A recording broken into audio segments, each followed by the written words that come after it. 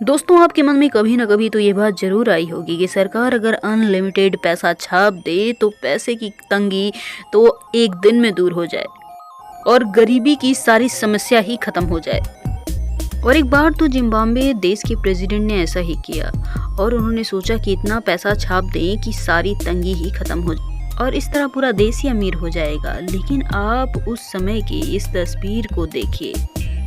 अब आप ये सोच रहे होंगे कि वहाँ पर तो बच्चा बच्चा अमीर हो गया होगा, लेकिन शायद आपको ये बात नहीं पता कि ये बच्चा इतने सारे नोटों से मात्र एक ब्रेड का पैकेट ही खरीद पाएगा।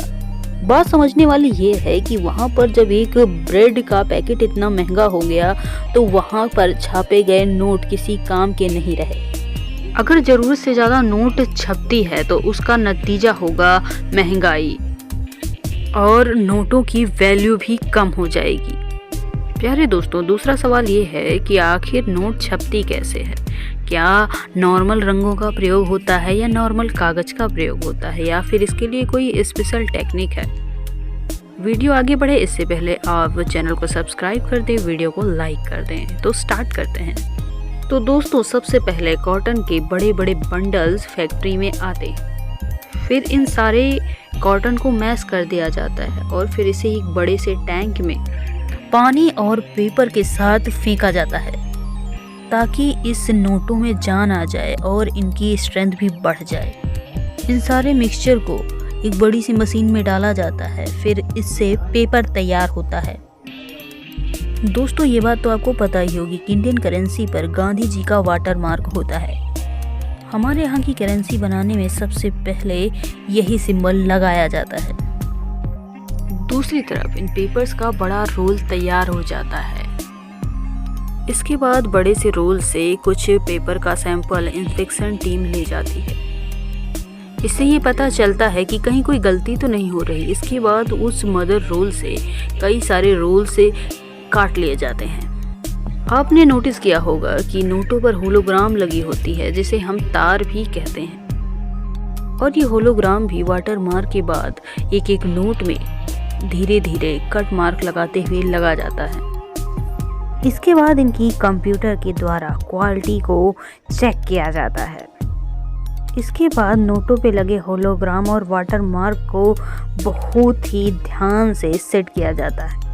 अब उसके बाद उस मशीन का रोल इस मशीन पे लाया जाता है। ये इसे छोटे छोटे टुकड़ों में काट देती है।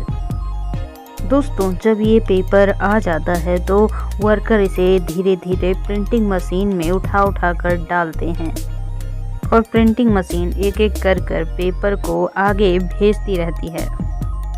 अब दोस्तों, प्रिंटिंग सेक्शन में भी नोट 3 तरह के प्रिंटिंग से होकर गुजरती है। जैसे कि ये देखिए, ये प्रिंटिंग मशीन 50 यूरो का नोट छाप रही है।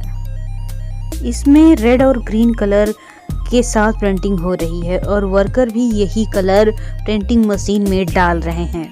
क्वालिटी इंस्पेक्टर ये चेक करते हैं कि करेंसी में कभी कलर ज़्यादा डार्क या लाइट तो नहीं हो गया। अब अगला सेक्शन है सिल्क स्क्रीन प्रिंटिंग। इस प्रिंटिंग में अब जैसे कि इस नोट में 2000 लिखा है या 50 लिखा है तो इसे जैसे ही उल्टा करते हैं इसका कलर चेंज हो जाता है। तो ये वाली प्रिंटिंग सिल्क स्क्रीन प्रिंटिंग में ही करी जाती है। अगली जो प्रिंटिंग है इसे इंटेग्रो प्रिंटिंग कहते हैं। इसमें नोट पर टेक्सचर प्रिंटिंग की जाती है, जिसमें आप अगर नोट के ऊपर हाथ फेरते हो तो आपको पता चलता है कि इसमें कुछ लिखा गया है। अगले प्रोसेस में नोट को सही और बराबर हिस्सों में काट दिया जाएगा। इसके बाद नोट की पैकेजिंग होती है और इसे बड़े बड़े कंटेनर में भेजकर अलग अलग बैंक्स में भेज दिए जाते हैं और बाद में इसे आरबीआई के पास भेज दिया जाता है और बाद में कटिंग से बचे कागज को दोबारा नोट की छपाई में उपयोग में ला लिया जाता है।